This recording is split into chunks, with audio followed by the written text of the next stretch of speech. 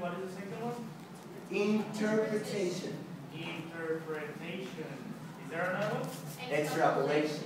Extrapolation.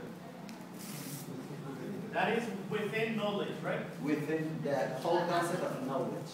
Okay, interpretation and extrapolation. Application, it's when you get this knowledge and you apply it into real life. Into real life problems. You use it. You know, like, we already, all of us know that, for example, you were saying calculus. Calculus exists, but if we don't comprehend it, then we can't apply it. You see what I mean? So if we comprehend it, it's very likely that you guys find a useful, you find it useful and you apply it. You remember our Spanish classes at primary school, at elementary school? I used to talk that they were useless, completely useless. And then in high school, I found a use for those knowledge to write papers, essays, and all that stuff, and to prevent myself to make grammatical mistakes. And then I found out a way to use that knowledge in real life. And that knowledge wasn't unuseful anymore for me at all. So it's because you applied your knowledge, right? yeah, you apply your knowledge. Within comprehension, what do we have? I already said it. Yeah. You can repeat it. Okay, extrapolation. No. Within knowledge, we also have extrapolation. No. You, within knowledge, you have a specific knowledge of, no. I get confused. Within knowledge, we have a specific knowledge of a specific. Okay, no, but what about comprehension? That's extrapolation, translation, and interpretation. Okay, and application, it's very simple. You just get your knowledge into real life. Apply your knowledge. Apply your knowledge. And then we have analysis. Analysis is to comprehend how ideas are organized. For example, if someone tells you about democracy, the first thing that you will think is about voting. Vote.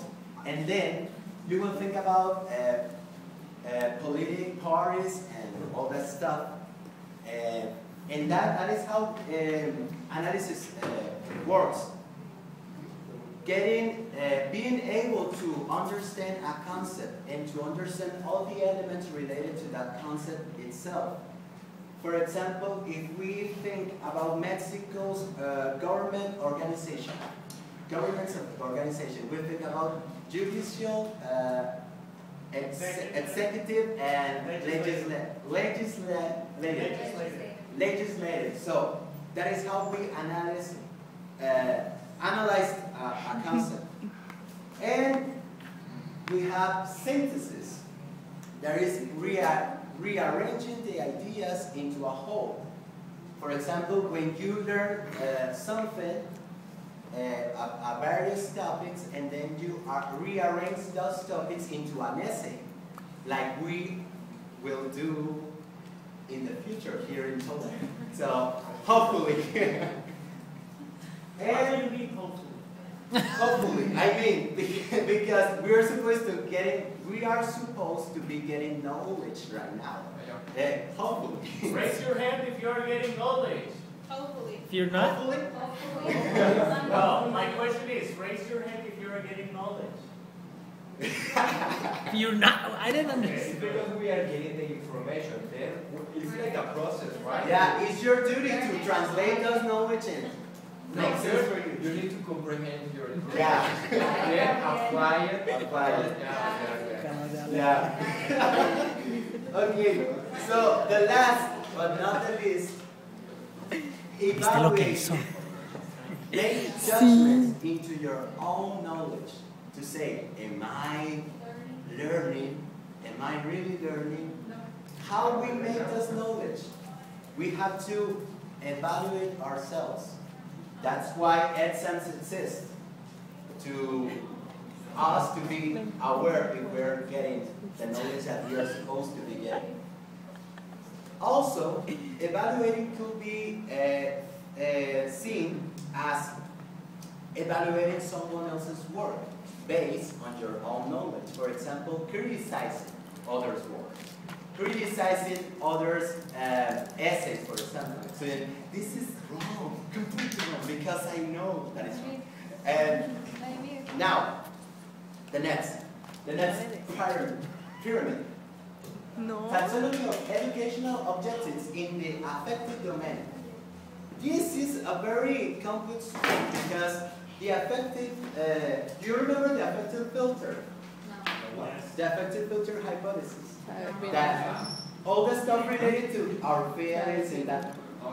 And so, this affective domain is how we manage ourselves as teachers to help the students develop affective characteristics. For example, personality, empathy, and other stuff. So this is more difficult because it was considered to be a parent's duty. I mean, duty. It was considered to be a parent's duty because those things about those civic features and those feelings of empathy and respect, tolerance, and all that stuff were considered to be taught at home by your parents because your parents need to educate you. We are teachers. We are supposed to fill you with knowledge, not that stuff that is useless. Go and tell your parents. And we have to now understand that it is necessary for us, to teachers, to be educators, not only teachers. So the first step for being an educator is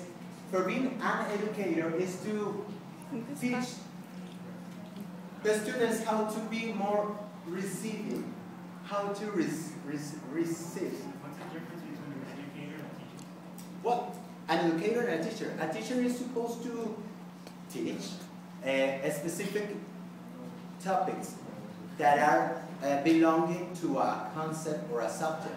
For example, a teacher of mathematics won't be telling you about being a good citizen, or being a good son, or to respect others. An educator gives you that knowledge and shows interest about your own life as a student, as a person that a teacher, as in the past was, sees the students as some elements of the place of work. And then an educator sees the student as a person, as an individual with needs, with feelings, and with an opinion. And that is why we need to be educators. Do you think this fits into the humanistic way of teaching? Do you think that this affective domain fits into the humanistic way of teaching? Of course. That, in fact, this is very influenced by these humanistic approaches to teaching. That we have to treat our students as they were human beings. So receiving, what is receiving? It's the willingness to receive knowledge and to pay attention. We have to tell them to learn about paying attention, listen attentively, and to respect the person that is talking. Next. Responding. Responding could be participating in class with relevant opinions, to attending on and understanding others' ideas, and to voluntarily choosing to respond. Here we didn't see that a lot, but also at responding, the learner or the student will be experimenting satisfaction because of the good responses. We as teachers need to congratulate the students when they give a positive addition to our classes. When they are participating, we need to say, yes, you did it very well. You're great. You're right. And when then they don't, we need to be calm down, and carry on. And said, oh, nice try. Keep the good work. So, the next, value. Expressing a belief about the value of something. For example, to be aware that a teacher's advice is important for us. That is not meant to hurt us. And that valuing that advice and taking into account that opinion of a third person is the process of valuing. Also, valuing could be explained as the way that you defend your knowledge or your opinion. When you have an opinion that is individual and someone is not agree with that opinion, you have to defend your point. I mean, to prove that you're right. And valuing could be a tool for that. And remember, when you are defending yourself, your opinion, you don't need to be rude. You have to be polite and to state that, in my opinion, that's the limit. No. In my humble opinion. So, organization. You have to organize all those values that you learn, tolerance, respect, etc., into your inner system and make them part of your thoughts. Next. Characterization. When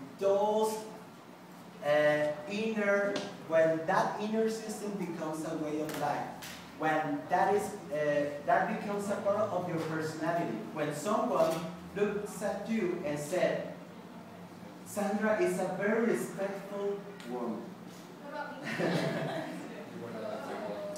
Gabby is a very tolerant girl. And Ariana is a very cheerful girl. So, when those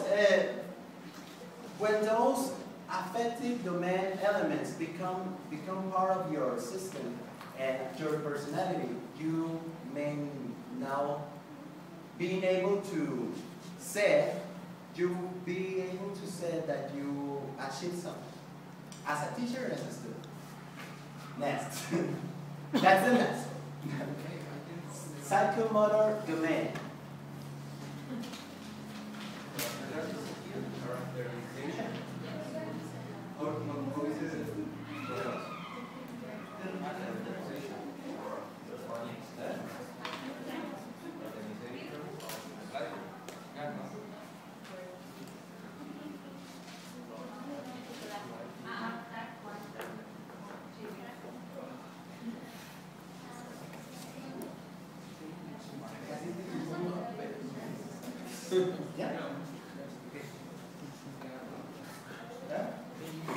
Psychomotor domains, they could be defined as obviously related to the physical development of the student.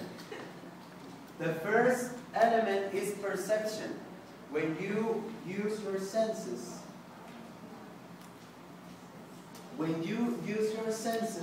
to obtain cues to perform an activity. For example, using your ear to tune up violin. And you could be able to hear if there's something bad here, that it is something, if there's something bad with the violin, or if it's tuned or whatever.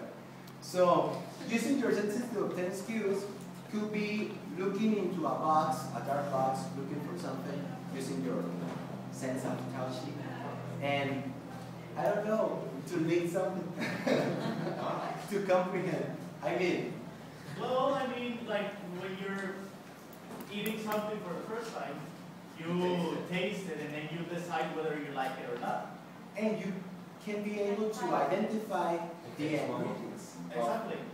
Yeah. But also if you have that, for example, that fruit in particular, if you taste it all the time, you know what it is. Would be a part of it. You identify the ingredients. Right? Yeah.